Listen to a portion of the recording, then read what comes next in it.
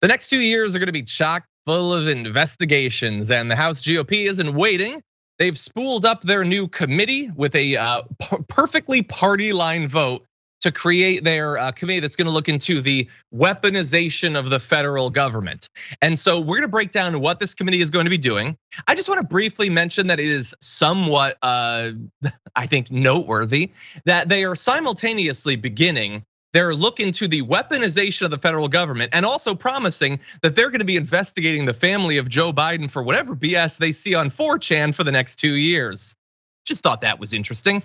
Anyway, the new subcommittee is officially known as the Select Subcommittee on the Weaponization of the Federal Government. It's going to be housed under the House Judiciary Committee, which means that Jim Jordan is going to be responsible for it.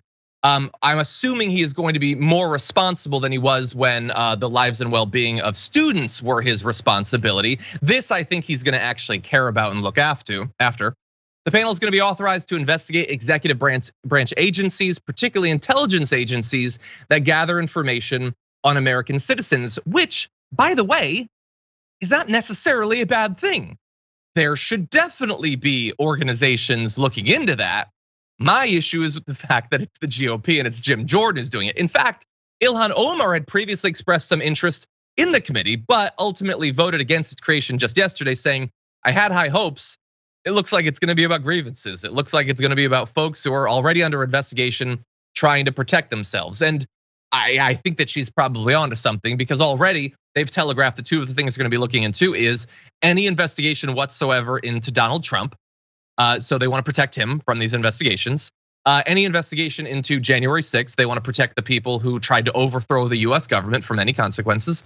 And also parents that have been targeted by the DOJ for protesting critical race theory at local school boards, which is definitely a thing that has definitely been going on. Anyway, those are their priorities so far when it comes to the weaponization of the government. JR, what do you think? Pretty crazy though.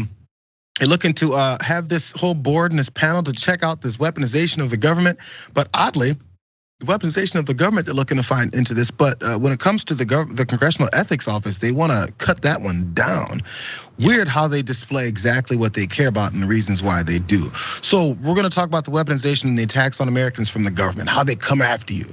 I think I know what that hints towards, especially the reasons why they're appointing certain people and put people in spots that they do, because they know what they want. But, and when it comes to oversight upon their ethics and the things that they're doing, we gotta make sure we get rid of all that stuff. This then comes after they were complaining about Nancy Pelosi and all the insider trading, which was a big valid concern that I think everyone that wants non-corrupted government officials to actually be a part of, why not have it investigate things like that? Because all of them were involved in things like that. But when it comes to making sure that something is politically investigated for the point of politics and making yourself look a certain way before the next election, that's just what it is. If you watched as closely as I did that whole 3 or 4 day debacle with McCarthy and the speakership vote, all the stuff they were talking about, we're getting these investigations. And for the next 2 years, if we're gonna put it up towards the president and Senate, and if they don't do it, we're just gonna talk about it in 24. That is the plan. That 2 sentences that they said is everything they're looking to do. This is just step 1. Yeah, I'm glad that you brought up, we talked about it yesterday. So they believe that they need to look into what are gonna end up being their political opponents and protect their own people from being investigated. They also got rid of the board that is independent, that looks into both sides' ethical violations and possible criminal acts. So again, this is just about protecting the powerful. That's what it's about. And so it's creating a narrative for the next election. That's all it is. Yeah, look, if they find anything, sure, that'll be interesting. The issue is that the dichotomy is not and never has been, they don't find anything or they do find something. That would be great. That's founded in reality. There is a third option, which is they don't find anything, but they say stuff that makes their side think they've found stuff every week for the next 2 years. And so we have to have Tucker Carlson monologues with an incredibly condescending tone of voice and a slack-jawed look on his face, where he implies that they've uncovered the biggest crime that's ever committed in American political history. And the next week there's the biggest crime that's ever been committed in American political history, just over and over and over again. And I want you to buckle up because we're gonna have to be doing a lot of reactions to that over the next 2 years until hopefully the Democrats take the House back. Although that will be difficult for a few different reasons.